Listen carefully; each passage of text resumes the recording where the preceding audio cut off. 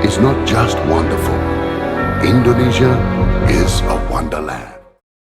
Halo, aku Cindy Francisca. Aku Immanuel Elizabeth Christie, kita dari Arsitektur 23. Hari ini kita bakal bahas ornamen di rumah adat yang ada di Taman Mini Indonesia Indah.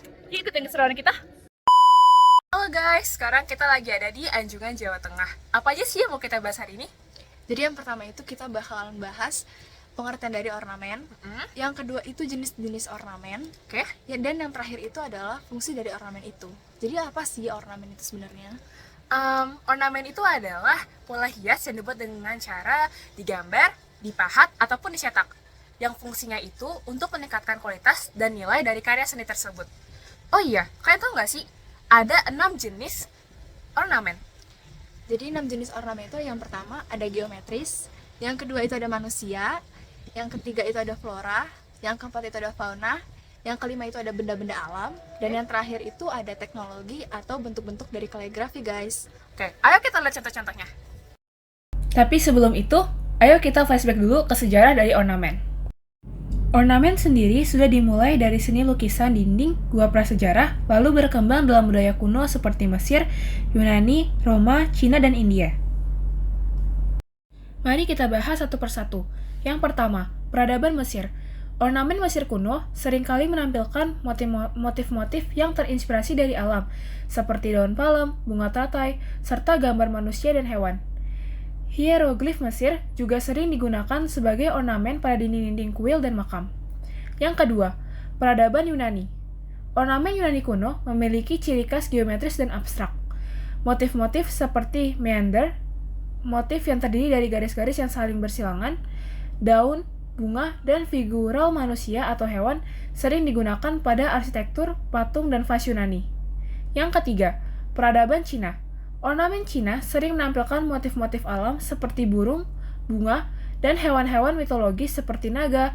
Motif-motif ini umumnya diukir atau digambar pada keramik porselen dan arsitektur tradisional Cina. Yang keempat, peradaban India. Ornamen India seringkali mencakup motif-motif agama dan alam, seperti bunga teratai, dewi-dewi Hindu, hewan suci, dan geometri kompleks. Ornamen India ditemukan dalam seni relief, arsitektur kuil, dan tekstil tradisional. Pada zaman modern, ornamen mencerminkan perkembangan teknologi dan gaya arsitektur. Gerakan seperti Art Nouveau dan Art Deco membawa inovasi dalam bentuk dan gaya ornamen. Ornamen juga merambah ke kehidupan sehari-hari, dari pakaian hingga perabotan rumah tangga yang mencerminkan identitas budaya dan gaya hidup manusia. Sejarah ornamen mencerminkan kreativitas manusia dalam menciptakan keindahan visual dan memahami nilai seni dekoratif serta warisan budaya dari masa ke masa. Sekarang kita akan membahas contoh ornamen yang ada di Anjungan Rumah Adat. Yang pertama, Anjungan, Jawa Tengah. Ornamen di Jawa Tengah. Ornamen di Jawa Tengah merupakan ornamen estetik konstruktif. Tidak hanya fungsi estetik, tetapi dapat juga menjadi fondasi kayu di sana, sehingga fondasi kayu tersebut tidak monoton. Ornamen di sini banyak menggunakan ornamen berbentuk flora, dikarenakan Jawa Tengah terkenal dengan keberagaman tumbuh-tumbuhannya. Di Jawa Tengah ini pun banyak candi yang juga menampilkan ornamen berbentuk flora. Simbol flora di sini melambangkan suatu kehidupan. Yang kedua, Anjungan, Kalimantan. Ornamen di Kalimantan. Di Kalimantan, banyak ornamen yang berbentuk flora. Di Kalimantan, ornamen ini dipergunakan untuk memperindah bangunan tersebut. Ukiran yang dibentuk oleh pengrajin membentuk ornamen yang presisi dan indah. Ornamen ini terdapat di tangga, di ujung rumah, maupun di atas pintu.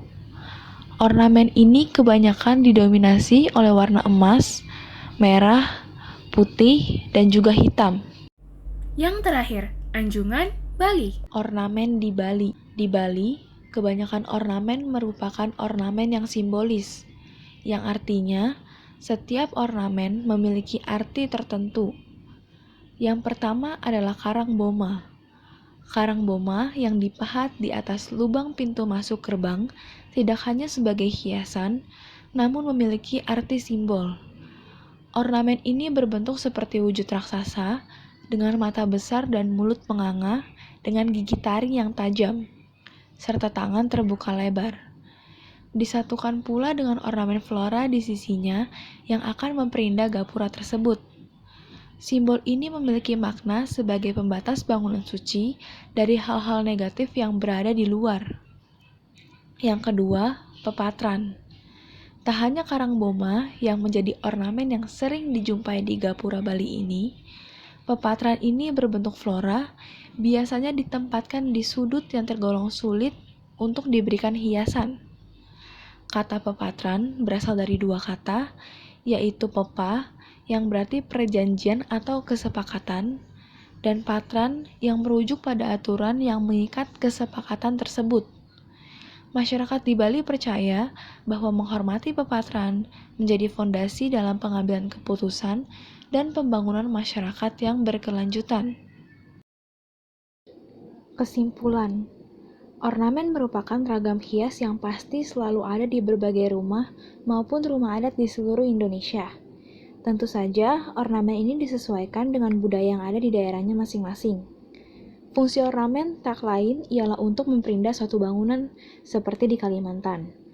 Namun, ornamen mempunyai fungsi lain seperti melambangkan suatu simbol. Simbol tersebut akan dimaknai sesuai di daerahnya. Seperti di Bali ada karang boma yang dimaknai sebagai pembatas antara ruang suci dari hal negatif dari luar, atau pepatran yang dianggap sebagai salah satu fondasi dalam pengambilan keputusan di masyarakat Bali. Ornamen pun dapat berfungsi sebagai bagian dari suatu konstruksi.